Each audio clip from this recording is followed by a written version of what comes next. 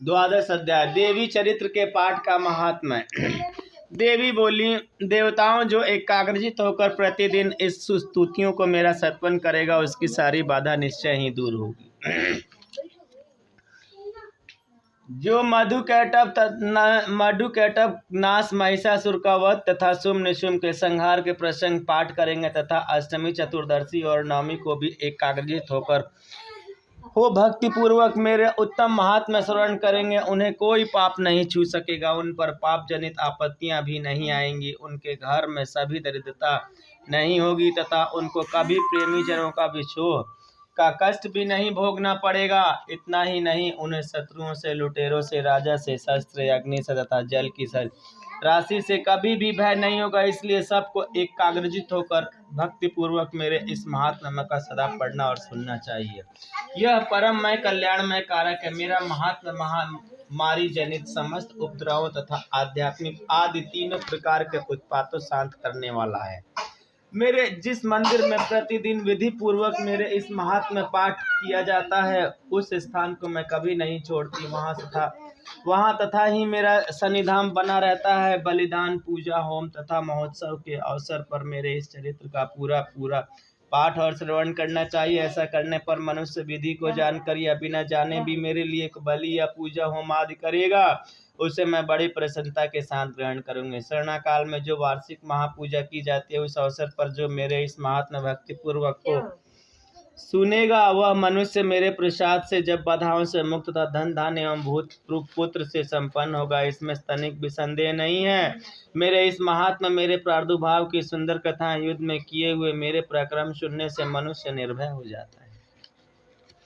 मेरे महात्मा का श्रवण करने पुरुषों के शत्रु नष्ट हो जाते हैं, उन्हें कल्याणमयी प्राप्ति होती तथा उनका कुल आनंदित रहता है। सर्वत्र शांति, कर्म में बुरे स्वप्न दिखाई देने पर तथा ग्रह जनित भयंकर पीड़ा उपस्थित होने पर मेरा महात्म्य श्रवण करना चाहिए। इससे सब विघ्न तथा भयंकर ग्रह पीड़ाएं शांत हो जाती हैं और मनुष्यों द्वारा देखा हुआ दुष्स्वप्न शुभ में परिवर्तित हो जाता है। बाल ग्रहों से क्रांत हुए बालकों के लिए यह महात्मा शांति कारक है तथा मनुष्य के संगठन में फूट होने पर यह अच्छी प्रकार मित्रता कराने वाला होता है।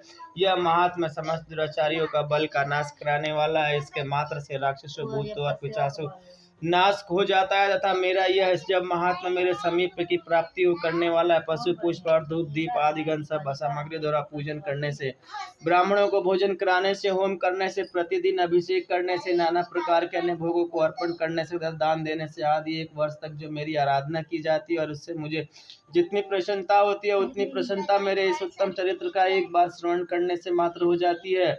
यह महात्मा श्रवण करने पर पापों को हर लेता है और आरोग्य प्रदान करता है। मेरे प्रादुर्भाव का कीर्तन समस्त भूतों से रक्षा करता है तथा मेरे युद्ध विषयक चरित्र युद्ध दुष्ट दैत्यों का संहार करने वाला। इससे श्रवण करने पर मनुष्य का शत्रु भय नहीं रहता। देवताओं, तुमने और महर्षियों ने जो मेरी स्तुतियां की है तथा ब्रह्मा जी ने जो स्तुतियां की है वह सब कल्याणमयी बुद्धि प्रदान करती हैं। वन में, शून्य मार्ग में अथवा दावन हल से घिर जाने पर, निर्जन स्थान में लुटेरों के दाव में पड़ जाने पर, शत्रु को पकड़े जाने पर अथवा जंगल में शीघ्र व्याघ्र तथा या जंगली हाथियों के पीछा करने पर, कुपित राजा के आदेश व या बंधन से बंध जाने पर अथवा महासागर नाव बैठने के बाद भारी तूफान से नाव के डगमग होने पर और अत्यंत भयंकर युद्ध में शत्रु का प्रहार होने पर अथवा वेदना से पीड़ित होने की बहुना सभी भयानक बाधाओं का उपस्थित होने पर जो मेरे इस चरित्र का स्मरण करता है वह मनुष्य संकट से मुक्त हो जाता है। मेरे प्रभाव से सिंह आदि हिंसक जंतु नष्ट हो जाते हैं तथा लुटेरे और शत्रु भी मेरे चरित्र का स्मरण करने वाले पुरुष से दूर भागते हैं। ऋषि जी कहते हैं, यूँ कहकर प्रचंड पराक्रमी भगवती चंडिका सब देवताओं देखते देखते वहीं अंतर्ध्यान हो गए। तभी समस्त देवता भी शत्रुओं के मारे जाने से निर्भय हो पहले की भांति यज्ञ भाग का उपभोग करते हुए अपने अपने अधिकार का पालन करने लगे। संसार का विध्वंस करने वाले महाभयंकर अतुल पराक्रमी देव शत्रु शुंभ तथा महाबली निशुंभ के युद्ध में देवी द्वारा मारे जाने पर शेष दैत्य पाताल लोक में चले आए। अजराजन इसी प्रकार भगवती अंबिका देवी के नित्य होती हुई भी पुनः पुनः प्रकट होकर जगत की रक्षा करती हैं। वे ही इस विश्व को मोहित करती हैं, वे ही जगत को जन्म देती हैं तथा वे ही प्रार्थना करने पर संतुष्ट हो जाती हैं।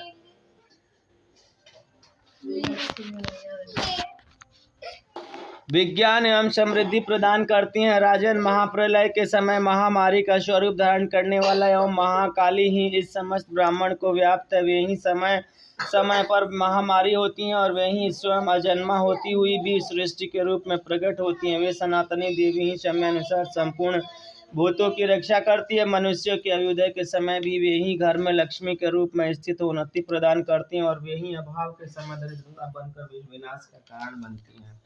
पुष्प, धूप और गंध आदि से पूजन करके उनकी स्तुति करने पर वे धन, पुत्र, धार्मिक बुद्धि तथा उत्तम गति प्रदान करती हैं। इस प्रकार श्री मार्कंडेय पुराण श्रवणी मनवंतरी कथा के अंतर्गत देवी महात्म्य फल स्तुति नामक 12वां अध्याय।